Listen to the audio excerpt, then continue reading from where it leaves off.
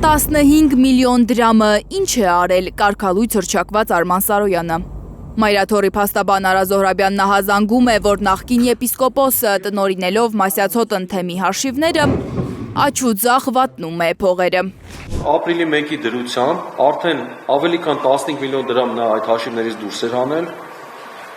եւ այդ հաշիվներում էլ բազմաթիվ դրամական միջոցներ կան, որոնք մենք մտահոգություն ունենք, որ նա կարող է վատնել։ Արա Զոհրաբյանի խոսքով Արման Սարոյանը 15 միլիոն դրամի հյուրասիրություններ է արել, նվերներ բաժանել։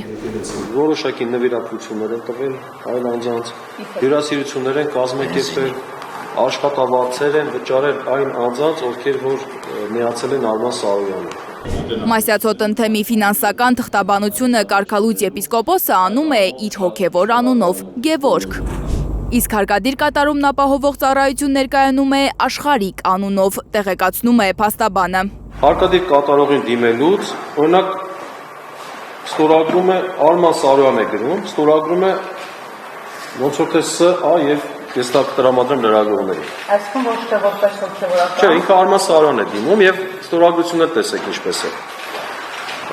Ուրեմն այնուհետև նա այդ նույն այսպես ասեմ, բան կա, չէ, անձի երկության այդպիսի բան կա։ Ուրեմն այնուհետև նա տնօրինություն է ընդունում, իբրև արդեն եպիսկոպոս, ստորագրում է այլ ստորագրությամբ։ Գևորգ է այստեղ գրված։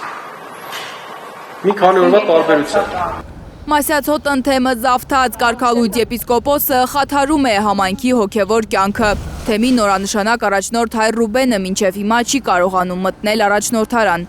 Նա ստիպված այլ վայրերում է հանդիպում հավատացյալների հետ։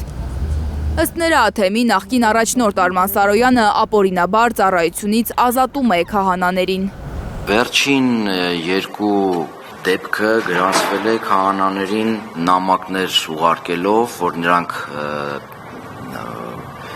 իրենց հովությունից հեռացված են, սպառնալիքներ եղել են մոմավաճառների ուղղությամբ, ընդհուպ մինչև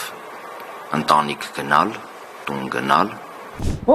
Մոմավաճառ Արևիկը, որը հայտնի է լրագրողների օրինական գործունեությունը խոչընդոտելու կրակոտ քայլերով, Դրսում կանգնեք, ինչ ես ուզում։ շարունակում է զանգահարել Մասյացոտ ընթեմի եկեղեցիների մոմավաճառներին ու սպառնալից տոնով պահանջում անցնել Արման Սարոյանի կողմը, պատմում են թեմում։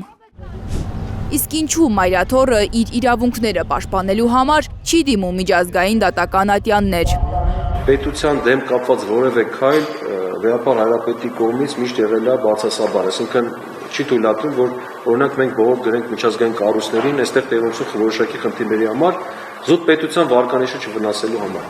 Լանա Համբարձումյան, Նորա Շարբաթյան, Էլեն Յահինյան, Հայլուր։